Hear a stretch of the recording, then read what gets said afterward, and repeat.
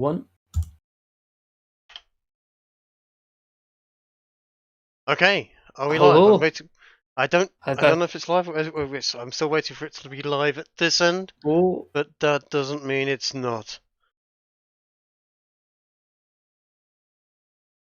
I'm sure people will tell us at some point. It appears to be live on this end. Oh, yes, we are. Hello, people.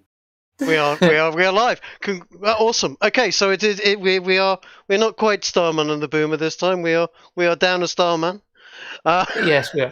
So it is Boomer and Evelyn this time round, and As we're talking about the hot topic that everyone knows everything about because they've all been watching. Everyone's been watching Rikita Live's coverage of the Kyle Rittenhouse trial.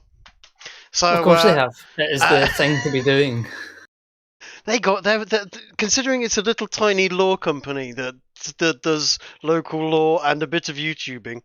They could be getting like 100,000 views yesterday for literally just a bunch of lawyers talking about law stuff whilst waiting for the trial to come back that never happened. Amazing. I tried. I've been kind of having it on in the background.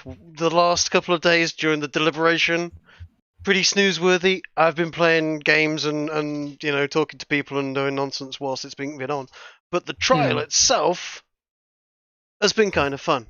I don't know if you've been watching much of it. I caught some of the condensed. Like, I think probably one of the best days, because within like the 90 minutes or so I watched when I was making beef stew the other day, there was like, oh, that was good stew. I'm learning. I'm getting there. Yeah. But it was there was so many just bingerisms. It was condensed bingerisms. It was too many. I was ODing on Binger. Binger is possibly one of the most unlikable people. I mean, I've run into a few lawyers. I've even met some likable lawyers who have helped me. The kind that help you buy a house, those type of lawyers are actually all right. But Binger, woof, awful. But and I don't know. Sorry, go on. I was going to say, the reason I started watching it that day is someone had mentioned in a group chat, like, this trial right now currently beats all, like, Hollywood lawyer movies, which I've watched a fair few of the Tom Cruise, like A Few Good Men and stuff like that. Those, like, late 90s lawyer movies. Binger was, like, a character out of one of those. Yeah. Can't handle the truth. The thing is, it's amazing. I was watching it, and there's the two prosecuting and the two defense attorneys, and as far as I can tell, out of all four of them, there's maybe one there that the bald guy that I can't remember his name. It's just shot straight out of my head. But yeah, he seems to be okay. The rest of them are a bit frustrating. But I think shall we start from the beginning and just in case people have been living under a rock, tell them who Kyle Rittenhouse, aka the Kenosha Kid, is, which was. I was going to say quickly before we do that, I think I should do Scrump's usual job of thanking people who show up to the streams and also do the memberships and the super chats and the Streamlabs and whatever. Very good. Yes, absolutely. Yes. It is your support that keeps this show going, and I will shell the Streamlabs link at some point when I work out how to find it. Yeah, don't ask me. I don't actually have that. But what I can say is, no, I am terrible at this stuff. But no, smash the like button, subscribe, bell, etc., etc. Keep the conversation going. Kill me. Right. Yeah, so no, Kyle Rittenhouse. Basically, last year, and if you've been living under a rock and with your eyes closed and your fingers in your ears, etc., during all the riots that were burning America to the ground, in Kenosha, one day when there was riots, one of many people decided to stand up and protect their local community, and this lad was Kyle Rittenhouse, and there's a fairly iconic photograph of him there. He was out there doing. Trying to be a medic, trying to generally put out some fires and so on, and there's footage of him putting out fires and helping people out with medical things, but he was armed with a rifle for his own protection. I'm not sure. That looks a lot like a Roman salute to me, Trig. It's the wrong arm. I absolutely I know these things. I have watched many Roman movies. Uh, The yeah, image is just reversed. He's shouting Imperium. that's it. No, he was. You know what? In all fairness, I have made my own mind up. I've watched, God, about 35 hours of this trial so far. Certainly not all, but They should be paying you for that.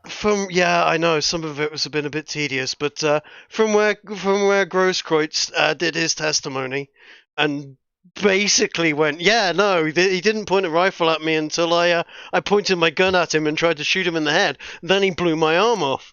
I mean, I'm paraphrasing, but at that point. It's like, well, it's a damning indictment. It's like, yeah, he did blow half my arm off, but I did threaten him with a pistol first. I was pointing my Glock 18 at his head at the time. Yeah, pretty much at that point it should have been it's a clear case of self-defense. Dismiss the jury. We're just gonna call it at this point, but they didn't. And like within the next day or so, they actually put Kyle on the stand. And I think that was part of the stuff I had watched. I mean, I think it is maybe also worth mentioning that there has been quite a lead up to this. It's not just like, this case has happened and now it's in public view. There was obviously, of course, the events prior.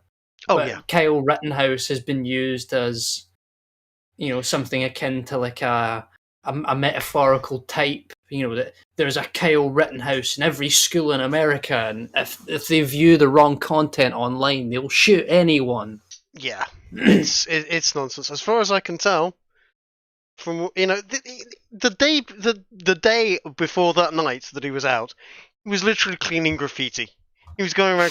He is a civic-minded, as far as I can tell, he's a civic-minded kid who wanted to go around and generally protect and look after his local community because he cared about his local community.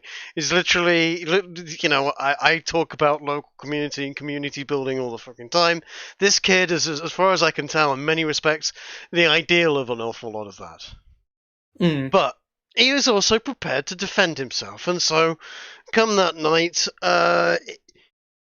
after going around for quite a while, he was out there for a number of hours, as far as I understand it, and then in the space of it all took place in about 2.5 minutes. From the first person dying after being shot 4 times, who chased him down, threw a bag of, we're not quite sure what was in the bag.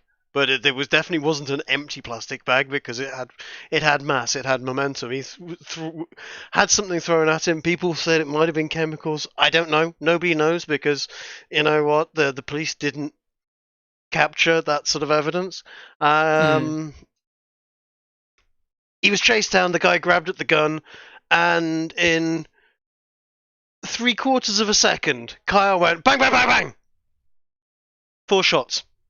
Now that's a panicky, oh shit, get off me kind of thing. Rattles off 4 shots, blows the crap out of the guy. He's dead. He's dead as he's hitting the ground. Was that the pedo did the first one? That's the pedo. That's the guy who was literally dating women so he could shag their kids. He 5 children he has we know of has raped. So Saint Rittenhouse doing the human race a pure and holy service by eliminating the spawn of Satan. Yeah, and he didn't even know it. That's he literally doing that without realizing. It's why he didn't hesitate. His soul knew. That's why he was like, ba ba ba ba ba. He didn't just shoot him once, shoot to kill. Yeah. And as I'm saying in the chat, actually, his trigger discipline was incredible. Yes, it was, because this is the next bit from here. Because we're just going to take you through. I don't have the footage, sadly. I can try and dig around for the footage, but he basically goes from killing the pedo, running for it, trying to get the clear, get the hell out of there, because at this point he is under an ambush. I've seen this before. Those are just people coming in left and right behind him. Some of them in front of them. He's running for his life. Somebody runs in, whacks him over the back of the head with a skateboard. He tries to defend himself. He staggers forward. He's out of breath. And he's just been clobbered in the head with a heavy piece of wood. I mean, on a skateboard's on. Bits of metal and a set of wheels on the end of them, and Yeah. I have seen someone's head get caved in with a kingpin. I know how those work. Yeah, it's not a nice thing to be hit by. In fact, I just heard this recently. Yeah, someone was saying on Twitter that back a couple of years ago in California, they actually had a case where someone was killed by a skateboard to the back of the head. So it happens pretty often. Yeah, it's definitely fairly deadly. He basically gets knocked over. Somebody called Jump Kick Guy, who we've just found out he is a known felon as well, attacks him, tries to kick his head into the ground. He defends himself from that. That's Wife Beater Man, is it not? No, we don't know. No, Wife Beater Man comes in now and tries to attack him, stamps at him again, and at which point Kyle, bang, yeet, straight through the heart, kills him stone dead on the spot. He staggers back, falls down. At that point, Grosskreutz has been standing back, pistol in hand, waiting for his chance, suddenly lunges forward to try and get him. And it's at that point that Kyle literally turns around and BAM! Takes the bicep out of him that's holding the gun on his right arm. Fantastic. As I said, fantastic trigger discipline. He hits his targets and no one else. He's not standing there with a 30-round mag, which he's got, going blah blah blah blah blah blah. He could have stood at the end of the street if he was like they were saying, out to hunt Antifa. He could have stood at the end of the street, firing head height, and got 30 of them easy. Oh, don't slow down, Trig. We can't be thinking like that. I just liked your epic retelling of it, though. Was that your attempt at like some form of like Clarkson's war story kind of thing? Is that how we'll look back on this in future? St. Rittenhouse and the trial that he faced on that night. I mean, yeah, I'm trying to keep the pace up because people don't. This is like 2.5 minutes of bang, bang, bang, bang, run, run. Holy shit, they're attacking me from left, from right, from front. Whack, I've been hit in the head. Oh shit, I'm fallen to the ground. I'm on my back.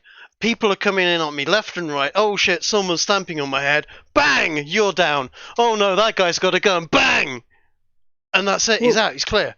And at which point he is. He's yeah. Like, compare it to, those kind of war stories.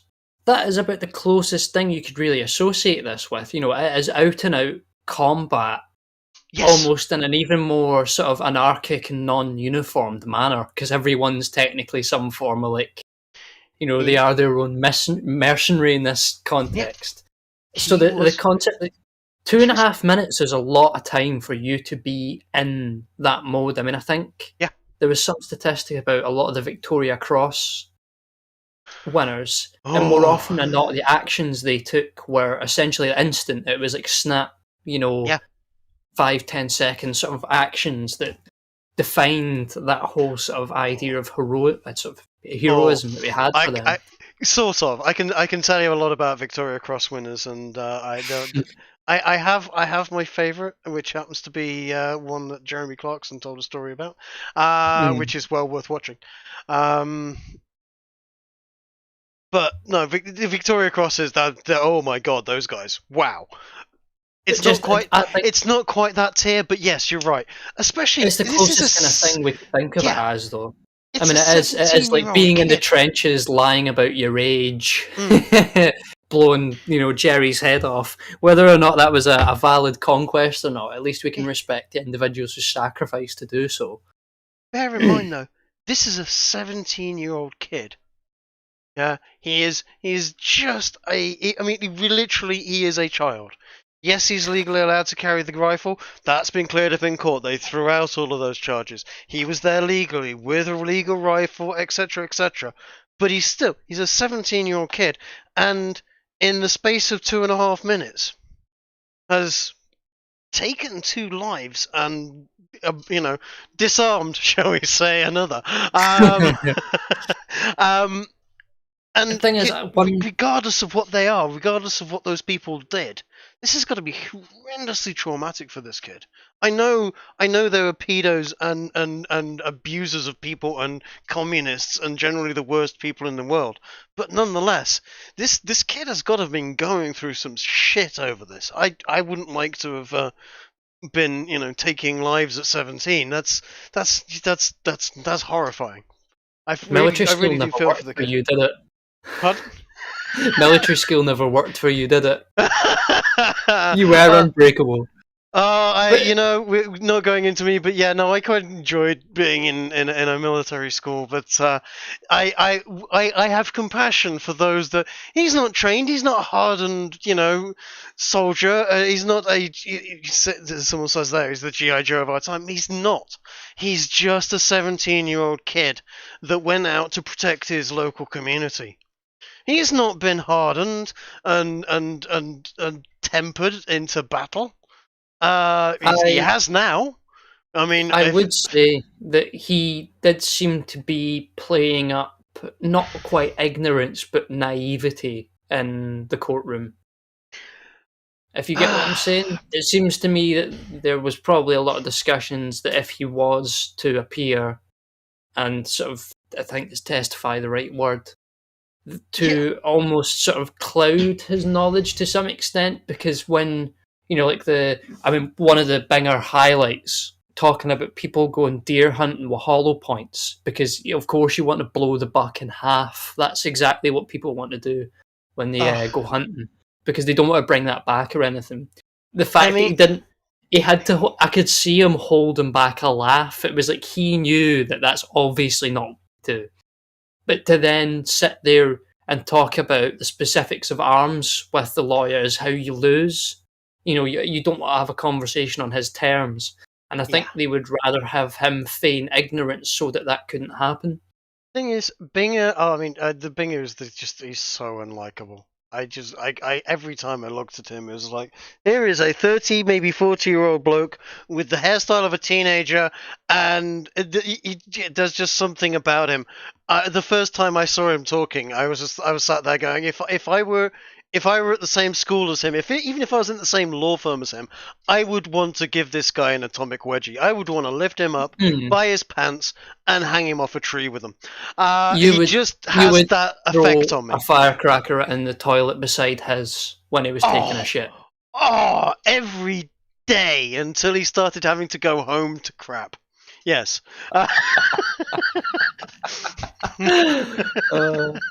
Yeah, okay, I might be a bit of a bully occasionally. It's for his own good. People No, never Binger's learn massive. if you don't do it. Exactly. No, Binger's massively unlikable. When he was talking about bullets, though, and ammunition, if he'd been out there with hollow points, it would have been a story of, he was out there to kill people. You don't use hollow points to wound. If you want to wound, you use a bullet that goes straight through and out the other side. No, he was there with hollow points. He was there to kill everyone. They're trying to sell Full Metal Jacket bullets, by the way, as if they're armor piercing. I've heard them several times saying they're steel coated. They're not. They're copper coated. They're fairly soft. They are not armor piercing. They are not designed to go through full body armor that is rated for 223. They are standard. Literally the bog standard ammunition for an AR-15. The casing is to stop the rifling getting gunked up. Anyone with a lick of sense knows that. Basically. Here's the other thing. This is a crazy thing, right? I was looking at the range of all of those engagements, to be perfectly honest, because I used to train people in firearms with the SA-80, God help me, same ammunition type. We used to train people to literally go, right, okay, you are using blanks, but you do not point a blank firing rifle at someone because this can happen. Or not have a tin of beans or a tin of tinned fruit or whatever, and I would go bang and shoot the tin of beans point blank range with a blank round, and it reduces the tin into basically shreds of metal. Yeah, because a blank round there's a lot of gas, there's bits of cartridge and bits of wadding and whatever, and just burning hot gas and particulate matter coming out the end of the barrel at that range. He could have done all of the damage he did that night firing blanks. He didn't even need bullets, full round. The gun wouldn't have cycled properly, more unlikely with blanks. But yeah, he could have done almost all that damage with blank rounds. The bullets are He could have, almost negligible at that range. Alec Baldwin them all. Well, speaking of could have Alec Baldwin them all, did you see Binger holding a rifle? He didn't check, he just picks up the rifle. Admittedly, he's asked if somebody else had checked it and it was safe, and yeah, oh yeah. He then takes the rifle, finger on the trigger, and points it at the jury. Oh, I love that picture though. There is a fantastic energy in a man like shouldering a weapon in a courtroom. It's I mean, quite frankly, if the jury doesn't come back with a literally 17 cases of assault on Binger, because he has literally assaulted them with with a threatening manner with a rifle. He's brandished a gun at them. Brandishing is a part of an assault charge. Yeah, he can literally charge Binger with what he did. It would be touch and go, because I think as I understand it, in America they have a certain amount of privilege with regards to that sort of thing. But there's probably an argument to say he broke the law when he pointed an AR-15 at the jury. It's at the end of the day, standard gun safety. You do not point a gun at anyone unless you intend to destroy that target. You certainly don't put your finger on the trigger. What if the guy who handed it to him was a bit of a cunt and went, you know what? Yeah, there you go, Binger, it's good to go. Slides a hollow point in there. Yeah, let's show you what happens when a hollow point goes off in a jury member. I mean, you'd have had 3 people down with injuries and 1 exploded all over the place. Yes, Binger, oof, but this is only half. We're only just really getting to it at this point, because he's done this shooting. He's then spent a year, actually spent the best part of that year, as I understand it, being treated for PTSD. Hardly surprising. I would also imagine he's probably been in some form of not quite witness protection, but I doubt he's allowed in certain public areas around him. I mean, that might be the case. He's made some. Should I say, slightly impolitical moves in that he got himself associated with, or at least some people who were associated with the Proud Boys decided to go over and see him and wish him good luck, and that managed to get photographs in the press, or at least in Twitter, and then picked up by them.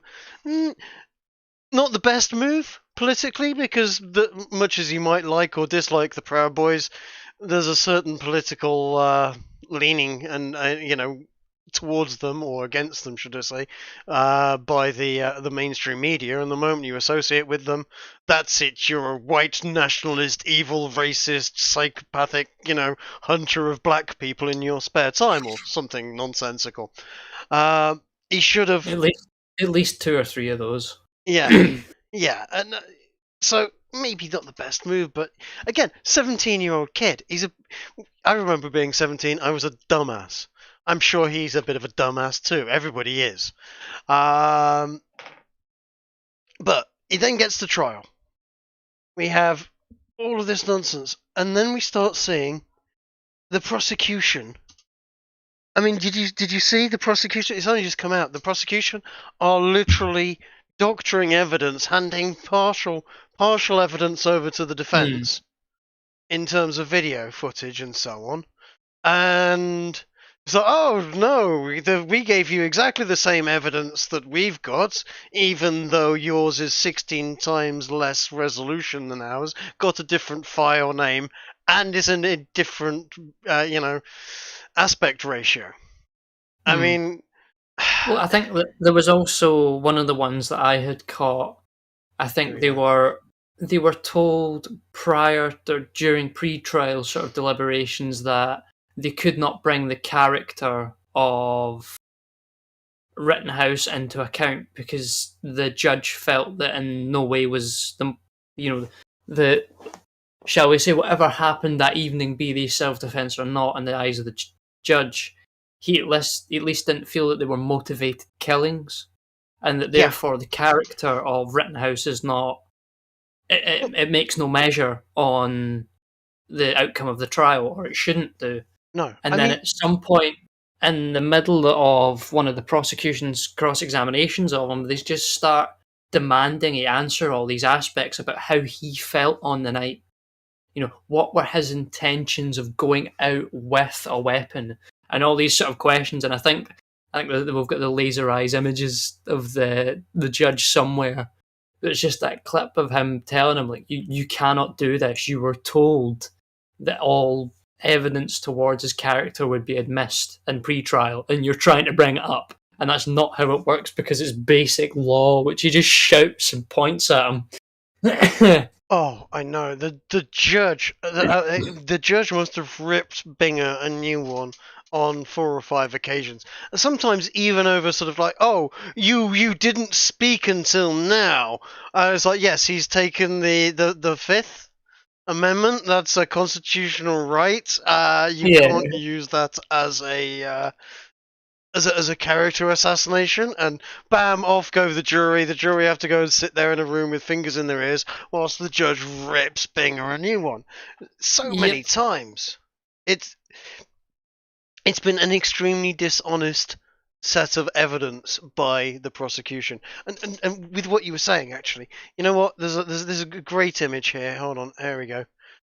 Where the judge is actually examining the drone footage that comes into question in a minute, because the prosecution literally turned around to the defense and went, "Oh no, our evidence is it's better on our version," which is what got I can't remember her name, the girl on the defense going, "Hold on a second, that's odd," and then that's why we picked this up yesterday, that they have different evidence.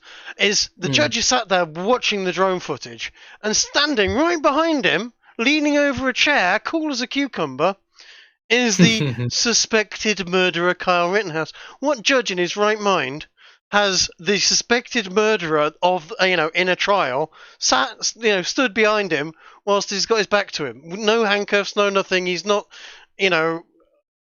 kept in a box. He's not, oh, this guy's a mad dog murderer, we better keep him inside. No, he stood behind the judge, leaning over his shoulder. As if the judge clearly knows this kid is not a danger to society. Well, he also probably understood if you knew X person was probably a murderer, and you were going to have to send him down for the rest of his life, would you let him stand a foot behind you whilst you watch the TV? I ask you this. Nobody in their right mind does. Well, there was the whole thing, because if he is a murderer, maybe he just takes a pop at the judge before he gets sent down. But no, he stood there watching the footage with him. There was thinking, good God,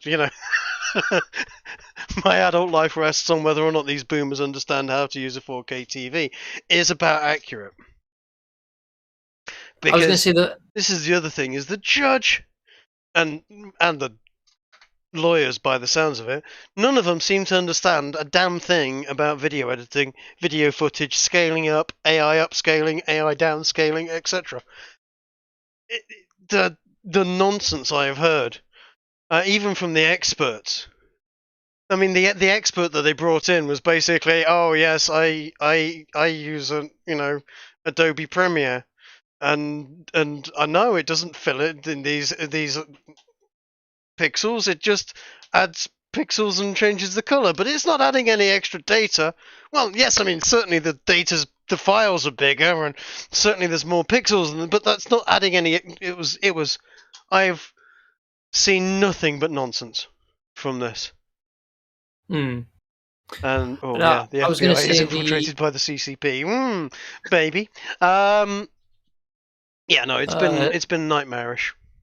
I think it was the judge had gone at pains to not be able to hear you at the moment. Oh, sorry. Is that possibly why? Ooh.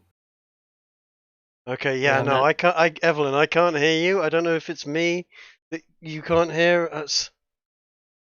I can still hear you. I don't know. Okay, What's happened? I seem to be having sound problems. I'm not sure why. I don't know who chat can and can't hear. That might also, yeah, chat seems to be able to hear us both. Oh, this is bad. I can't hear you. I don't know why. I can't hear you, but I can't hear you. Give me a second. I'm just going to try to do something.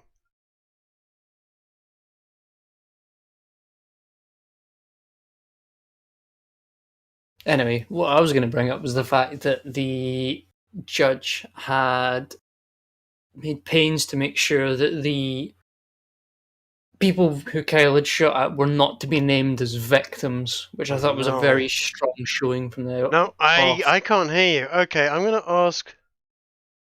Oh. Okay, so you guys can hear everything, but I can't hear Evelyn. That's bonkers. I try that now. Hello? Can you Oh hear me now? no. Can I hear I you? can hear you. I've been able to hear you the whole time. You can't hear me. Ah.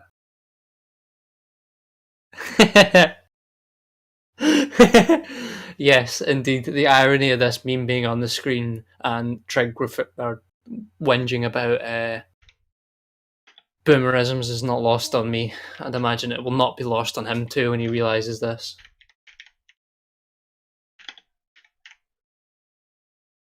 Oh, that's so fucking weird. Okay, how on earth can you guys hear Evelyn and I can't hear Evelyn when it's coming through my computer? Bear with me. I don't know why this has happened all of a sudden. Is that working now by any chance? No, clearly not.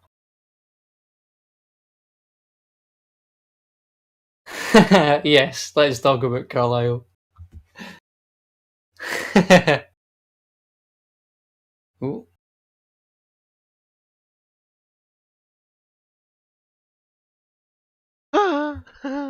Don't know what's going off here. Uh, this is great. Okay, Evelyn, if you can hear me, just keep talking. I will try and work out what the hell's going off at this Fair end. enough. I don't know. I think maybe I should wait for Trig to come back before fully going into the point. But maybe I should ask chat first, whilst they can still hear me. Are you concerned at any point that if there is a mistrial, that you can no longer refer to the case? If, say, for example, Rittenhouse went innocent, there would be precedent towards self-defense of this variety, especially possibly politically motivated self-defense, that could be referred back to in future cases. However, if this case goes as a mistrial, This is that will not bonkers. be It just went possible. for no reason. I wasn't touching any keys either. Oh, I don't know if that's going to trickle through or not.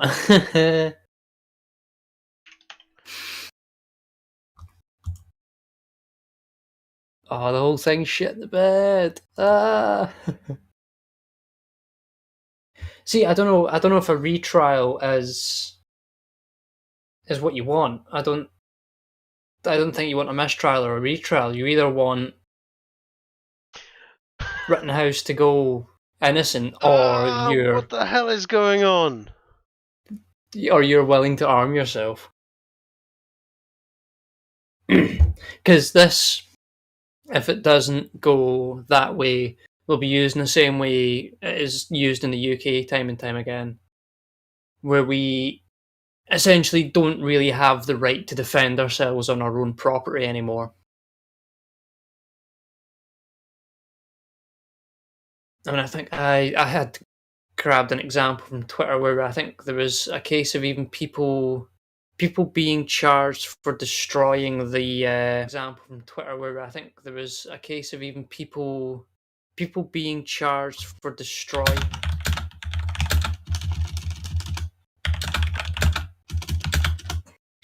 Sorry about this for a second.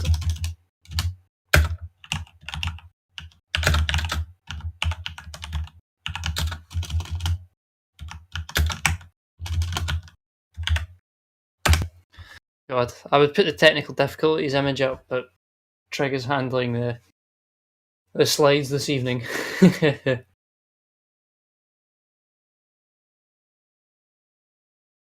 No, it won't stop prosecutors from bringing trials like this forward again, but I'm glad at least a few people are willing to see that they are angling for a mistrial in the hopes that then it then gets into a point where you have to consider whether or not it is a deliberate and larger picture attack on property rights and the rights of self-defense themselves.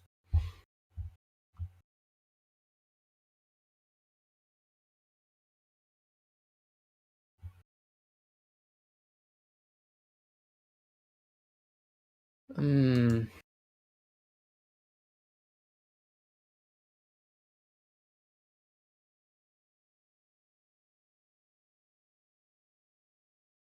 I mean, the prosecutors, quote unquote, fortifying the case.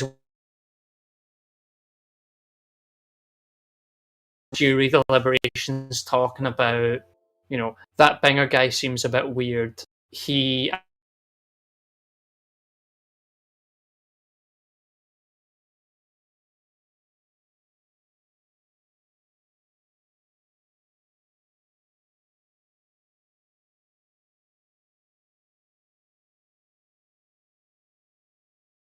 very. Oh no! I've been able to hear you the whole time, but the stream's dead.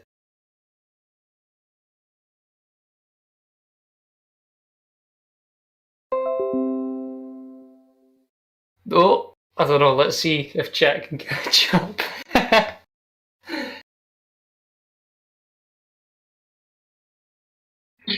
No, chat are they're mutinying us. They're gonna own the stream now. Not fair. Oh, they're saying they can't hear you now. I Maybe they're trolling us. I don't know. I mean, I can hear you. Oh, they're saying there's no you. What the hell?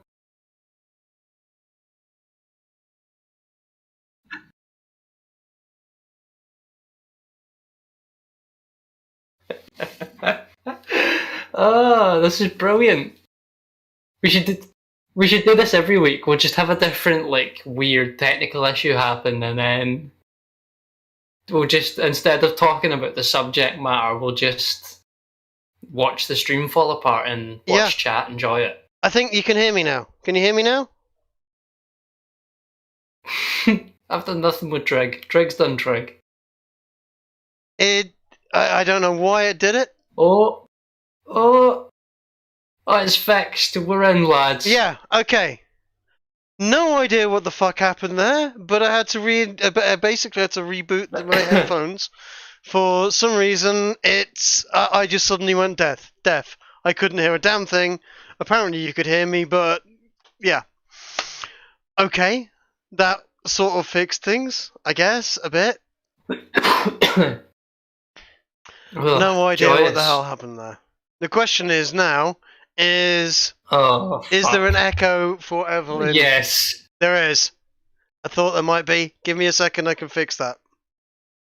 I can fix that right away. Is it still there?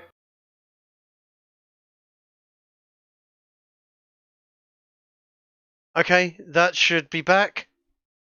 And better. Oh, it is. Christ. Is that right. Fixed it? Can I hear you? That's the question.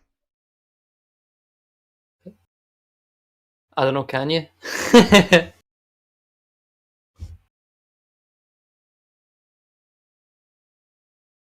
Don't tell me you can't hear me. Not this. This is hilarious. Okay, I can hear you. You can hear me. The echo should be now gone. Am I right? Are we there? Are we there? We should be. Oh, we're fixed. That was some on-the-fly fucking about with. I spent best part of 2 hours a couple of weeks ago with with Oozlu, actually sorting out my audio. And it worked fine for about 4 or 5 hours. It's been working fine since. Of course, the moment I start streaming, it all goes fucking tits up within half an hour. But, it wouldn't be a boomer stream without something boomer happening. I guess. Right. Okay. Since we're back, I can then posit the question to you that I was asking chat, which Sure. is, do we need to be concerned on a bigger picture sort of scale that if it's not a innocent verdict and it is some form of mistrial, that you can no longer refer to this case in, as precedent for self-defense, especially in a sort of politically motivated manner, which makes this almost a slightly unique case in a lot of ways, especially in a kind of modern sense that we see politics now. So we might be looking at a situation whereby the prosecution is being so obtuse because they aren't playing for a guilty verdict, they're playing for a mistrial, and they're going to be so stupid that it looks like they weren't malicious. They're trying for all manner of things. Because they've brought in these lesser charges as well. They've given the jury the option to, split the difference, and we can't give him. He's definitely not guilty of murder, but maybe there was disregard for life, etc. So they've split the verdict that way. As I understand it. Yeah, it's not to necessarily not think about. Obviously, I would rather not see Kyle Rittenhouse, spend a day in jail over this. The man should be venerated as someone who has genuinely been heroic in a moment when their life was at risk, and the life of other people around them was more than likely at risk.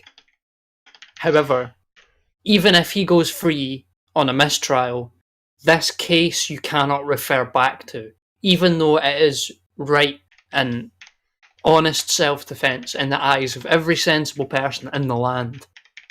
You won't be able to refer back to it as that. And if anything, you might find that it is used in future as some sort of a way to actually go after those who are engaging in self-defense. Here's the thing, right? First of all, as I understand it, 90% of self-defense, not charges, but 90% of the time people use self-defense. It is villain versus villain. There was no good guy there, etc. And as a result, it doesn't get, very often people do not get a self-defense verdict. In this case, this is actually one of the few cases where it's definitely this kid was defending himself. He was being ambushed left, right, and center by Antifa and communists. It's almost a textbook ambush what happened to him. So yeah. Now a mistrial with prejudice, you know what? It gets him off the hook. But I'll tell you what, he's never going to hold a normal job down in the future because everyone goes, oh, it's Carl Rittenhouse. He's the one that was done for murder. Yes, he didn't get, put away for it, but he wasn't proved innocent either. No, I mean, it's not to be, ideological and not see the human aspect to it. But you can't help but think on the grand political scale, as someone said in the chat, is this, are we seeing Kyle Rittenhouse on trial or self-defending yourself whilst being white on trial? I mean, self-defense in general, as I said, it's an iffy one. I black, white, green, yellow, I don't fucking care. Yeah, But I think the American legal system cares quite a lot. Sure. And I think would it have been different if it had been a black guy there? Maybe. I think if he was not who he is, or if some of the other people who were attacked were not of white / possibly Jewish origin, you might find that would have been more explicit. But I think we are past the point where we can't help but, we know that lefties are going to look at this through an angle of race because they always do. This is the white man. If he doesn't get sent for this to prison for life, This is the white man saving the white man's ass in the white man's court as far as they're concerned. And everyone else knows that not to be true because we aren't in charge. So there is that theme is sort of surrounding the whole thing, and it's part of the thing that certain people haven't necessarily wanted to delve into as much. Yeah, I mean, the self-defense laws in America on trial in their own right at this point. Yeah, a little bit. I've never seen a more clear-cut case of self-defense. Even what was her name? Fucking Anna Kasparian from the Young Turks said she'd never seen a more clear-cut case of self-defense. This is very, very definitely. He was very definitely defending himself. The prosecutor have gone for him. You know what? I like to think that the state have gone for him this way because of the politics behind the situation. Because there's an angry mob outside the courthouse baying for blood, in the same way that Derek Chauvin had people baying for his blood over the kneeling on George Floyd's neck. So yeah, there's a lot of politics behind this, and you know what? It's not going to be the first time. It's not going to be the last time. An angry mob with pitchforks and torches sway a judge's decision or a jury's decision. That is true. I think that's part of the. I think the jury was angling for acquittal as well, under the auspices that if they were to judge on the cases they truly felt they were supposed to, they themselves would become targets publicly. I mean, I don't presume to know what the jury is thinking. The fact that the jury is still out after 3 days definitely means there's at least one or two in there that differ in opinion from the rest. Because they'd have come back. If they'd come back within 15 minutes and gone, no, let him walk. Yeah, we know the jury all felt the same way. 3 days of us sitting around twiddling our thumbs. MSNBC now chasing around after the jury's bus. Incidentally, have you heard about this? In fact, I posted about this earlier. Yes, this was the MSNBC journalist of East Asian origin.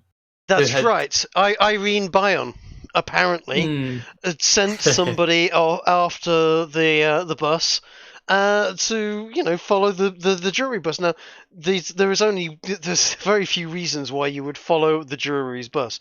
Either he's wanting to run up to the jury and ask them their opinion, which is jury tampering and against the law, or he's going to try and get photographs of them, which is jury tampering, threatening the jury, and that's really against the law. Either way, the MSNBC have managed to earn themselves being kicked out of the courtroom, which is mildly hilarious in the process of that. And frankly, I hate to say it, I hate to be the one that says the press have no place in a courtroom, in a courthouse. In an ideal world where the free press is the free press and not a political beast in and of itself, you should have. And I think the fact that we've had footage being pumped out on PBS and various other sort of channels, and people like Rikita Law showing that footage and commenting on it, has done wonders for keeping the world actually informed as to what's gone off. Because otherwise, if it hadn't been for them, we would only have CNN and MSNBC to tell us what's gone off in that courthouse, which is apparently very, very different from what they've been reporting. It always is. I mean, the one that a few people have picked up on while this is happening is, can you imagine if the Charlottesville trial was publicly televised? Can you imagine some of the ridiculous stuff they had to go through in some of those hearings? I know. That'd have been hilarious. What's been going off whilst all this has been going off as well, whilst Rittenhouse has been taking front and centre, is the Ahmaud Arbery case is going off in Georgia at the present moment. Do you remember the jogger incident. Mm-hmm. Literally, that's going up. Virtually no one talking about it, as far certainly in my circles. And yet, that's almost as heated a case in many respects as Rittenhouse. Well, of course, see, when I go jogging, Trig, I make sure to run upwards of maybe half a dozen miles with a hammer in my hand and my Timberland boots. Whilst trespassing. Just, just, just out for a run, officer.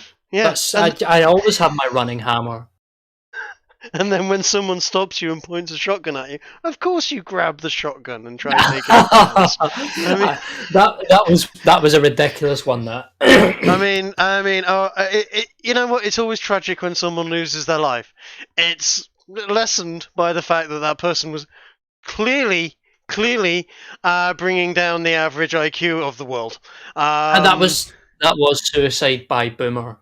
That really was. That was. I don't know what he was thinking, but Thing is, with those two trials in mind, I think it's worth sort of thinking sort of conceptually about it in the terms of something like I know we've gone through a bit of Sam Francis and the democratization streams, but one of his articles and ideas that he's also well known from is from Chronicles magazine in the early 90s, which is the notion of anarcho-tyranny. Mm-hmm. And not to fully explain the idea over the next hour or whatever else, but this sort of notion that the state or whatever ruling institution goes at great lengths to inconvenience those who are clearly acting in the way towards some form of order. Rittenhouse in this case has literally gone out of his way to help people, to provide medical care, to deal with people who are violently attacking him and possibly other people. Yeah. And because of that, our state, or not our state, sorry, but the American state, has forked out God knows how many millions of taxpayers' money to try him as a criminal for what he's done. And it's the same for the guy who shot Ahmaud Arbery. Yeah. He's a man who has removed a criminal from this earth that was going to violently attack him had he not shot him. And we, that government on the behalf of the people, which is partially the most insidious part. Not only is the government doing this, but it's doing on your behalf. On your behalf, your responsibility. These people who have done nothing but good are now being tried as criminals and as evil. Meanwhile, you've got what was there was like a shooting in a high school not far from Kenosha, I believe, not that long ago, and the bail was something like $17,000 or something like that for this young 17-year-old black kid that shot two of his friends in school or something like that. Whereas Kyle Rittenhouse's bail is $2 million. Yeah, it's weird. Where's the perspective here?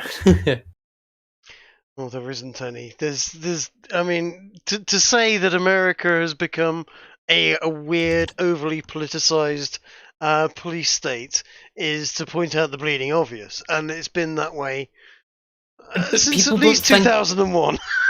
People don't think about it like that, though. They forget that that's really, how it's been. Yeah. I mean, if San Francisco was able nearly 30 years ago now to identify the police state as a sort of managerial entity with its own ends, means, and goals that exists totally outside of like normal civil life. I mean, that's, I think, a large part of what he's trying to get at there. To the average person on the street, they would never think of Kyle Rittenhouse as doing in the wrong. In the same way that, the image you showed earlier on where the judge is quite happy to turn his back to him. As if he's, just another person in the room. Well, he is. I mean, the judge clearly has no fear from Kyle Rittenhouse. As someone pointed out, Greycard just pointed out in the chat, the rioters got their charges dropped. So people running around, setting fire to things, destroying property, risking people's lives and limbs, etc. That's all dropped. That's because they kind of, fit the political zeitgeist. They wanted that. Last year it was make Trump's presidency look like a fiasco and get anybody else in these riots. He can't control the America. America's falling apart under his, etc., etc. So it suited them fine. The left really wanted to push it. The left's been pushing it through universities, through high schools, through, the police, the politicization of the courts, etc., etc., etc. And now you've got Kyle Rittenhouse stands up for himself, £2 million bail, and somebody somewhere else shoots two people, £17,000. It's like pocket change in comparison. And Let's think back to the riots as well. yeah, When some of the events first happened there was illegal and communication infrastructure there on the first day of those riots for people to get bail money if they yeah, were rioting for the right side. I mean that whole network is there and exists so that it can be there probably anywhere in America in about 24 hours. I mean, mm-hmm. you get the same with a lot of the counter protesters that show up at any of the Trump rallies. They can pretty much any time, without really having any major links, show up, make a scene, get arrested, and some fancy Democrat lawyer will be there in the police station when they arrive to Yeah. sort it all out for them. It wasn't just that though. I mean, yes, that was there, but when the riots were going off, the day before the riots were being, there was people delivering bricks, pallets of bricks into places and dropping them off on the street. There was literally a planned offensive. Yes, no, I mean that happened during the oh god, that would have been some of the ones in LA as well. I mean, there was Yeah. footage of a police, the sort of repo vehicles they would use to take away like drug dealers' cars. They were Yep. using them to ship around pallets of bricks at like So 6 o'clock in the morning. this was all very well planned, all very well structured, and Kyle had the audacity to stand up and, well, yeet a couple of horrifying, disgusting excuses for human life, and they're trying to put him away forever for it. Mm. Whereas, how many other people died during the riots? There was that cop that was, it was like on the first week or two of the riots, shot and bled out in front of everybody, and nobody, not one person, tried to administer first aid. Nobody went over there and decided to stick their finger in the hole in his chest or whatever. Mm. Well, I think none of us. I mean, I know I will never forget the footage I saw summer last year during the nationwide riots, where you would see scores of young black men committing lynches on people. I mean, there Yeah, was no other way to describe it. How else do you describe the racially motivated kicking of someone to death in the street, in the open, in public? No yeah, subtlety to it. No, rob you and take your wallet. No, just pure ideological and ethnically motivated hatred, yes. which we are told that those people actually, because of their lack of privilege, aren't even able to exercise that enmity. It is only us that do that. hmm Which is why when Binger turns around and went, "Oh, after you'd shot this guy, you were supposed to be an emergency medical person. Why didn't you offer him any help?" Because if he'd stopped to try and help him, he would have been killed by the mob. And also, you know what? After I've just shot somebody, I suspect the last person he wants helping him is the guy that's just shot somebody. She just shot him. I'll leave and leave that one up to somebody else. Thank you very much, because there's 100 people over there trying to kick my head in. It's. Hold on, what's this Magoot saying? Kenosha is part of the Chicago-Milwaukee Metro Corridor. Chicago political machines rule apply. And we know that Chicago is worst place in America for gun crime, has the strictest gun laws, and is, of course, a Democrat city, as most cities are. Chirac, I believe Yeah, they call it. you know, Responsible for more American deaths than the war in Afghanistan. yeah. I cannot believe that America keeps on, All these cities, they keep on having these troubles, like Chicago, and they keep on voting in the same people over and over again. It does make me wonder how fortified those elections are. Well, see, this is why it's the plantation. Mm-hmm. It's the same slavery. It's just in a much Oh, yeah. more evil and insidious form. I mean, this almost kind of weirdly relates to something we were talking about on AA's stream last night. That, the modern sort of feudalist relationship that people live with in regards to their state and their local government, especially in areas like Chicago and bits of Kenosha, looks like it might have some of a similar kind of thing going on.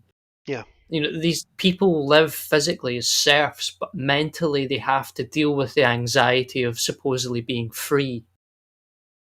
They are emancipated into nothing but just stress-inducing modernity, being packed in like sardines with your drug-taking neighbour, and the other one over the other side, abuses his spouse or whatever, and then the kids across the street set things on fire, and there's always a car crash, and someone gets shot every other week. That probably takes a lot out of you. It's no wonder that areas like Chicago just turn into something akin to a war zone, because those people are at war with their own existence. Yep. Well, I mean, yeah. You know what? I back in my 20s, I used to live in a city called Nottingham. Nottingham at the time in the 90s had a bit of a reputation of being possibly the most violent per head of capita city in England. There were I believe it was shootings. called Shottingham at the time. Shottingham. Yes, yeah, exactly. There were shootings galore. There was gang warfare between Crack forest centre in the fields. UK as well. Yeah, there was crack. You name it. You walk down the street and you got offered anything you like at night, especially if you're in either forest fields, the meadows, or St Anne's, all of which places I lived. And yeah, you know what? The amount of times you would have sat there and you'd hear a noise downstairs, and immediately it wasn't, oh, is the cat knocking something over? No, it's, is someone breaking into my house, and if so, are they armed? So you end up in a heightened state of paranoia. And you walk into the shops, you're in a state of paranoia. You're walking down the road and you're looking at everyone and working out how to disarm them if they're armed, and how to actually fight and win out of that situation. Just walking down the road. Well, it doesn't do your psyche any good. You go to live in the countryside afterwards, which I did, and suddenly everyone's there going, "Morning, how's it going? Oh, you live down at number 15, don't you? Oh yeah, I saw some people, some kids down there the other day. I thought I was going to call the. It's like no, and it's all very, very pleasant. Everybody knows each other, and suddenly that stress, that paranoia that you've built up over years and years, gone. And all of a sudden you're waving to people and you're living life happily, and you've got a smile on your face. But they don't want you living in small towns and villages like that. No, exactly. And what I was going to suggest there was, if you are one of these people, especially I think if you are white and possibly trying to do the utmost that you can to, say, for example, lift yourself from a working class position to a middle or an upper class position, which is, of course, white supremacy. And if you are someone who wants to take yourself from one rung of society to the next, you are a bad person because you're not taking every single other person in the world up with you. But whilst you're doing that and you're working hard and you're spending every day at some point in your life in your local area thinking the way you're describing there, that bang at the door is not the postman, it might be someone who's actually willing to break into my house. How do you then add to that the anxiety of knowing that once you defend yourself, that you might then be regarded a criminal for doing that? Oh yeah, I'm seeing that people are saying the court is back in session. Now I'm just going to quickly run downstairs where the TV is on, playing that. I will go to Twitter. It'll be much quicker. We'll go to Twitter. Yeah, I'm trying to see, because it could be that they're discussing yet another point of order. As we've seen, we've got various claims for mistrials out at the present moment. And rightly so. Now,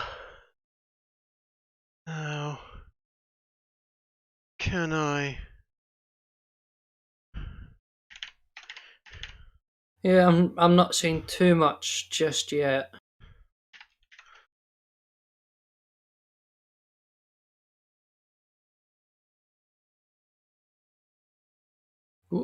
What's your sharing your screen, by the way? It's okay. It's just I'm just literally Right. Rikita Law. It's I'll take one. Yeah, I don't want oh, they are. They are I back know in it's the gonna court. happen. Like, if I'm not able to stream on Monday, that's when they're gonna have a verdict. Is this the It's gonna be, jury? like, the craziest thing in history. You and I'm just gonna have be to pick pissed. favorites, Nick. Oh God. Yeah. But no, I think that's such a point that is just evil. It is just patently evil to fool someone into believing that it's not right to defend themselves anymore. You know, it's one of the last true freedoms any man ever has is, you know, the ability to is that ability to defend yourself, especially when, you know, your life is possibly at risk. Well, here's the crazy thing: is if they do this, and it does be a case of, you know what, self-defense doesn't count anymore. What is to stop them going? Okay, you know what, we can't defend ourselves anymore legally. Let's just black block of our own, and you know what, we're just going to shoot head height and empty the clip. And we're gonna have 30 guys standing in a row, and we're just going to wipe the street clean of these rioters. And if they want to come for us, well, you know, let them come. We'll make sure we take out 120 of them for every one of us. Because at that point, that is the point you get to when self-defense doesn't exist anymore, and it's you or them, and they have everything going for them. The only thing you can do is literally clear the street. If she gets demoted, she'll just be angry that much more. If they want to take me down for that, fine. Is there a knife or duct tape in evidence that we could see? No, I mean, that's me massively fed posting. But this is I'm not saying they should do this. I'm saying that basically they are having no other choice.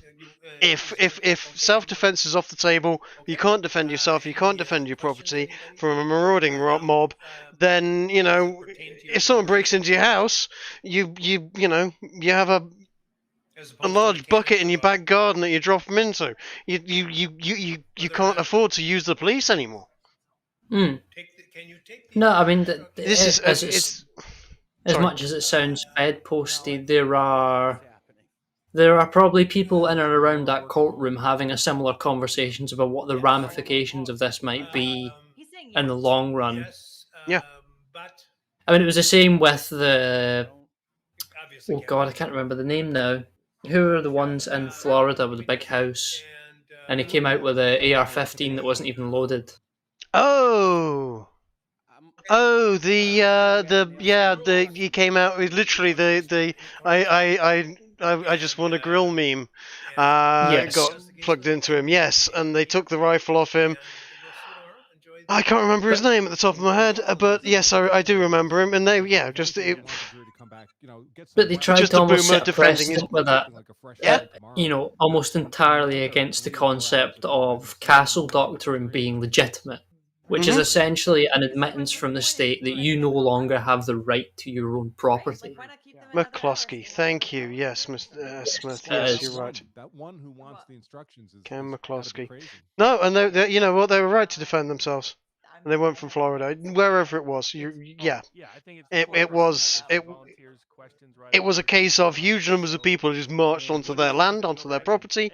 They came out with a rifle and a pistol and were literally get the fuck off my land. Yep, I'm with Robert. Well, I would say they weren't even loaded, though, were they? I mean, that's why that trial didn't even go through. I maybe not. You know what? All guns are loaded until until you pull the trigger and find out. You have to treat every gun as if it's loaded. You never the amount of times the bullets have just magically found their way into a chamber of Ken and Karen. That was it, and it was in Missouri. Yes, thank you guys. Thank you, Doc. Second degree. Whether it was loaded or not, I wouldn't want to have a gun pointed at me. In fact, I've kicked someone very, very hard in the testicles whilst I was training them in the cadets for pointing a rifle at me. You know, you don't point a rifle at someone unless you mean to kill them. As Alec Baldwin found out. That is very true. So what exactly is the proceedings then that they're going for at the moment? Is it just another point of order, or? I think, considering the time, I think the jury have asked to close for the day and come back tomorrow. I see. So yeah, once again, I think we are going to have to wait yet another day, potentially more, because tomorrow's Friday, and they might just go, you know what, let's have the weekend as well. The problem is, every single day that this runs on, you get increased risk of jury tampering, you get increased risk of someone from the media going, hey, all of these people are in the jury, and this is their names and addresses, at which point, gone. Or, you know, you get someone texting them going, hey, yeah, is this your daughter? It would be a shame if something happened to her. If you say anything, something will. And at which point you've got jury tampering. Well, see, I made my attempt at a tweet the other day of in before the journos start harassing the jury with complete immunity. Well, that's what they're trying to do. That's why MSNBC and affiliates have been booted out the courtroom. Because, you know, they're following the jurors. There's, been threats of, oh, we've got pictures of the jurors already. It should immediately be, oh, you've done that, well, you know, too bad, you've got a mistrial with prejudice, kid walks. But at that point, you know, is Kyle Rittenhouse going to be safe? Is Kyle's family going to be safe? If he walks out of this courtroom, wants to say there isn't a black bloc squad waiting round the corner for him and his family. This is a horrible situation where America is... It's on the verge of civil war. We've been saying it for a long time.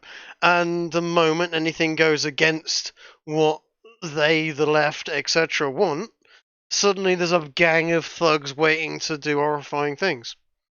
Well, let's not just solely look at it as the left, though. No, it's not. You're right. Your Black Bloc, your Antifa, these people are ultimately just the patsies and the foot soldiers and the distracting noise so that you don't look at the structure behind them that has legally vindicated them before they go out and act. Yes. And this is the point that some people don't quite understand. It's not that these left-wingers have the power whereby they can go out and declare that they're sovereign. No, not at all. They're just being given a sort of full sovereignty as long as they continue to act in a way that is convenient to the regime. I mean, you get the same thing with right-wing actors. As long as they don't act in a way that genuinely threatens the regime, they're normally allowed to do whatever they want. Mm-hmm.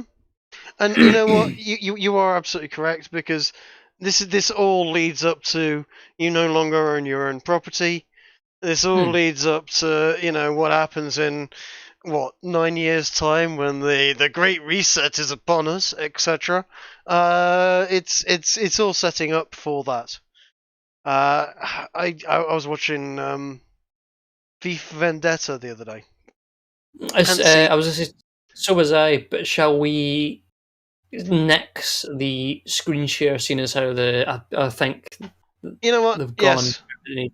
Let's go with Judge being extremely based and telling Binger he's got a stupid haircut and frankly he has no business doing law. It's a good image. Law.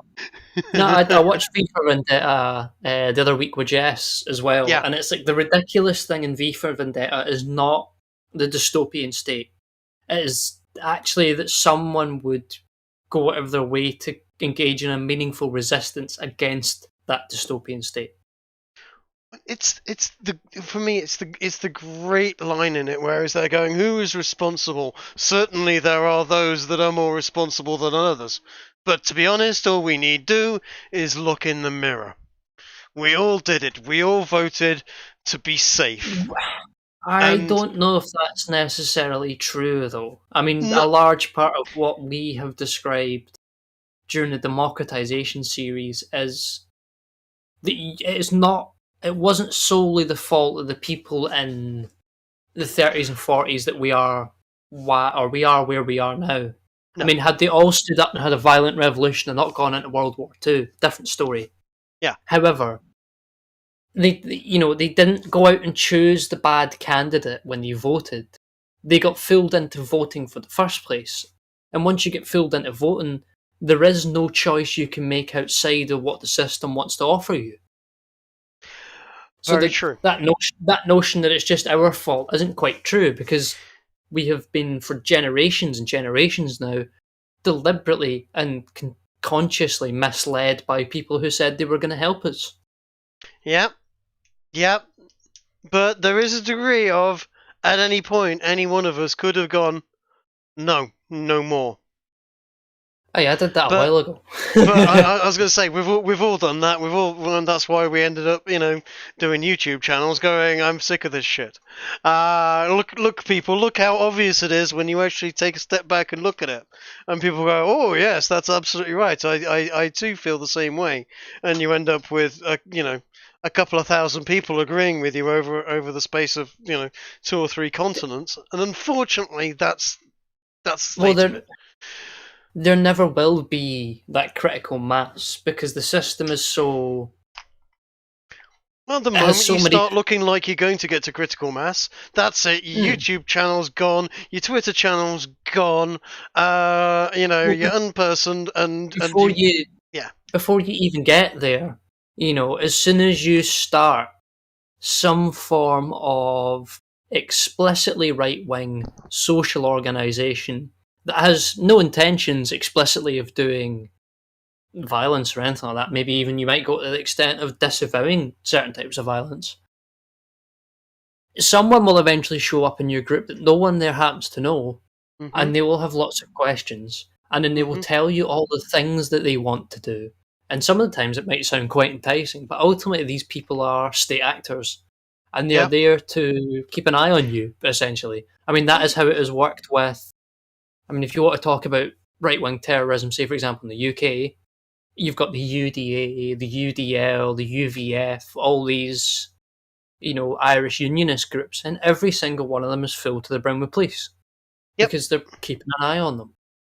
It's not even that they are there to stop those people engaging in attacks. It's as long as the attacks can be framed in a way that is convenient to the regime, they'll actually allow it. There's something even more insidious than that, though. There is literally the, I dare I say it, the Tim Pool and Sargon effect, where you've got someone that's actually kind of based. He's saying the right things. It's looking good. And then all of a sudden he starts earning decent money from doing his YouTube channel. And then YouTube comes along and goes, we're going to, demonetize you for a month or two because you said naughty word.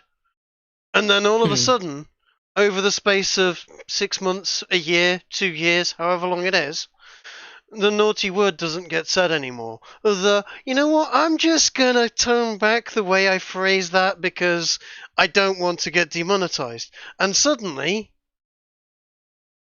he's the member of the group that is policing the rest of the group. They started out as a leader, and they are the leader of a group of people, but then they're now policing everyone and bringing everyone into line, and suddenly they're an agent of Susan. They're an agent of the state. They are doing all of the work that needs to be done, and they're doing it quietly and subtly because it's one mate having a word with another mate. Come on, mate, you can't say that. Something like that. I'll lose X number of £1,000 a month. You can't do that to me. But people have known this for ages, and it is just... These are some very blatant sort of truths that people, unless they are fully willing to separate themselves from the system, are very generally not willing to accept. I mean, from what you're talking about directly there, I was reading Carlyle earlier on. He said, do you want a man to not practice what he believes, then encourage him to keep often speaking it in his words. which is exactly what you're saying. If you can't consciously, express your thoughts in language freely, you no longer begin to form those thoughts in the same way anymore, and they begin to vanish and disappear in the same way that, that's almost encapsulates specifically what's happened with religion.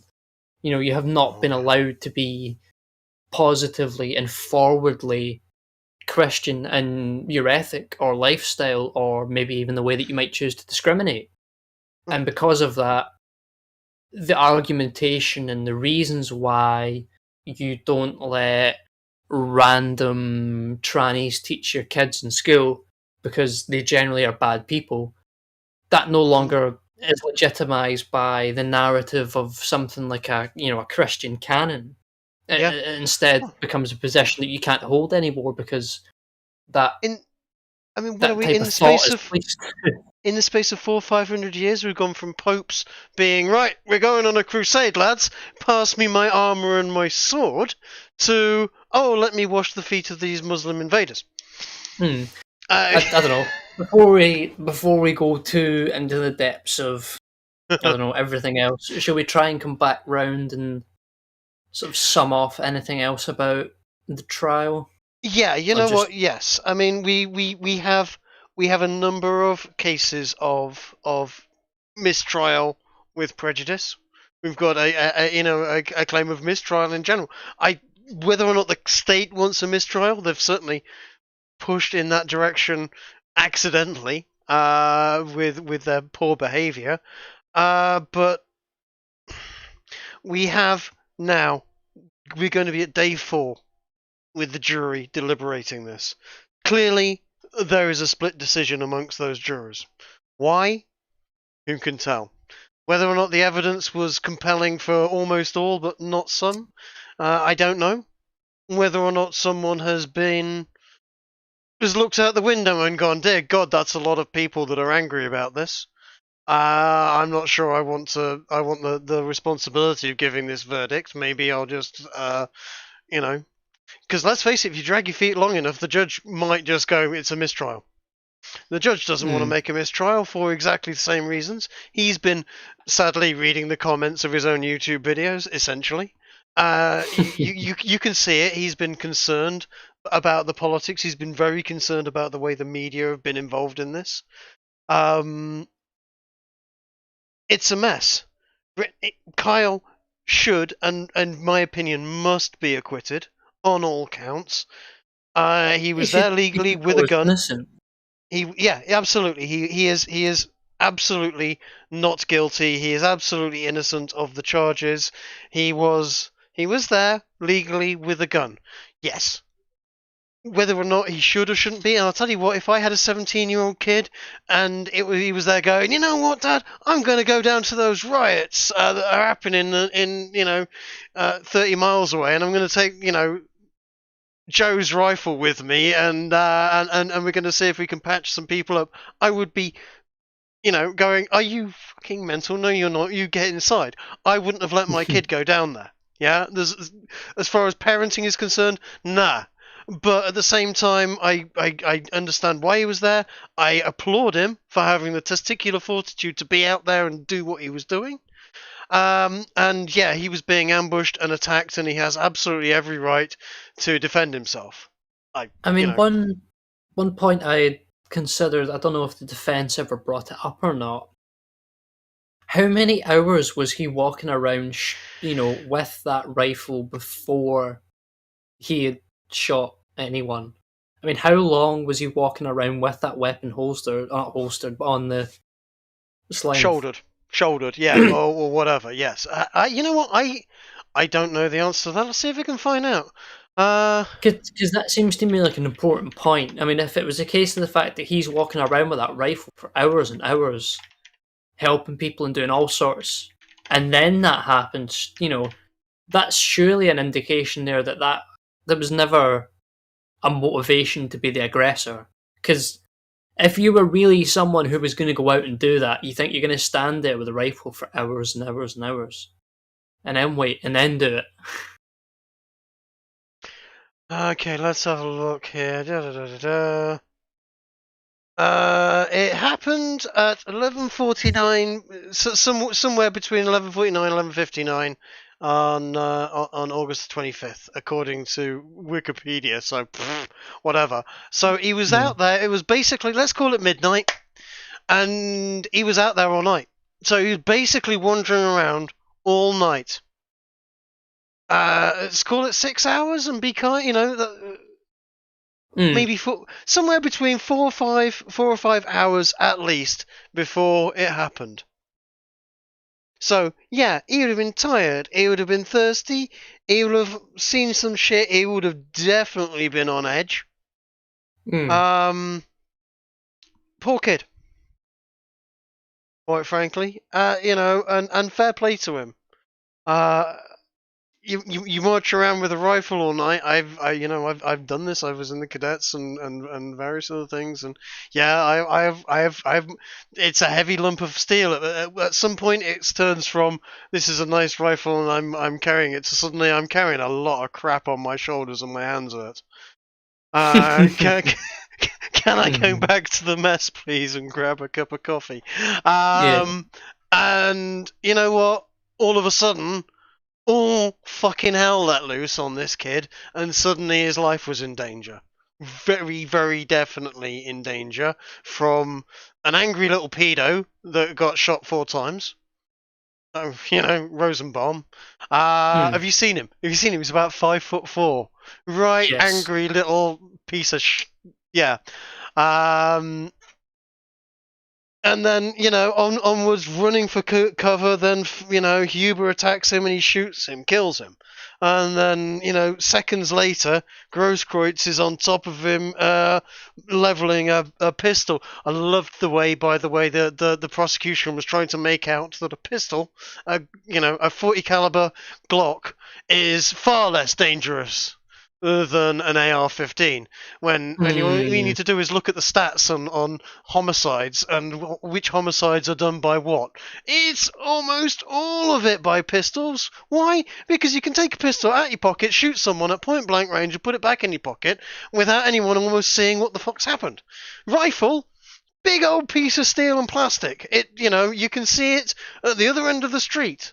That guy's got a rifle. You can't tell that the guy standing next to you is putting a pistol to the back of your head, going, always has had. Those pistols, a little Glock like that comes out of nowhere. Deadly as well. Because also, 223 bullet. Yes, it's moving very, very fast. Yes, it leaves an explosive wound cavity. 40 caliber, about twice the diameter. And at that range, would leave just as big a mess, and probably a lot bigger. Pistols at close range are horrifying. That was more than a fair fight, and to disarm Grosskreutz like that was quite impressive. I mean, Can we then maybe sort of think of capping it off then with essentially the summation that Rittenhouse is innocent. He has done nothing wrong. He has taken 2 arguably horrific human beings off of the face of this planet, has done us all a service, and should go free and be venerated as a hero by his people. Which, of course, will not happen because the American state is thoroughly broken and set on essentially betraying its own people. Unfortunately, I feel exactly the same way. Yeah, I think that you're absolutely right. I have hope that he will. Fingers crossed for him. Everything crossed for the lad. I think he'll walk free of the homicides. I think he'll maybe the reckless endangerment they might try and do him on. I think he's got every reason in the world to contest it if he doesn't walk free. I should have mentioned this point earlier. Who is the state as an entity to charge a man in a situation where there was no law and order? He was the law and order in that situation. Yeah. And that's what he's being charged for. That is the thing to take away from it, is not that he's shooting leftists, not that he is just, shooting specifically horrific pedo leftists, which a lot of them seem to be.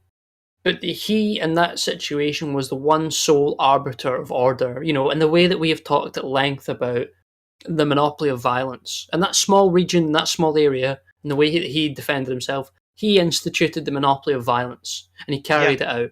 And for that, he is being tried and sentenced. Or at least, I mean, the police were there. The police, he handed himself into the police. The police were out of the action, cordoning the whole area off, going, oh, I don't know if we want to go into there.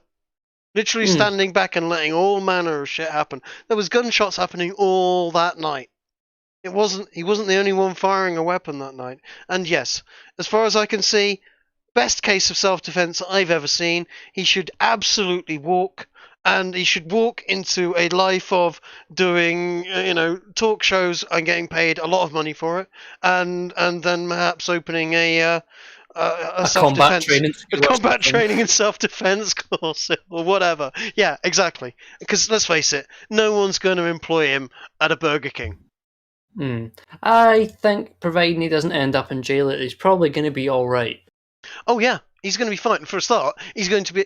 There's actually a case because good old Joe Biden, last year, before he was president, actually slandered Kyle Rittenhouse and called him a white nationalist racist, and etc.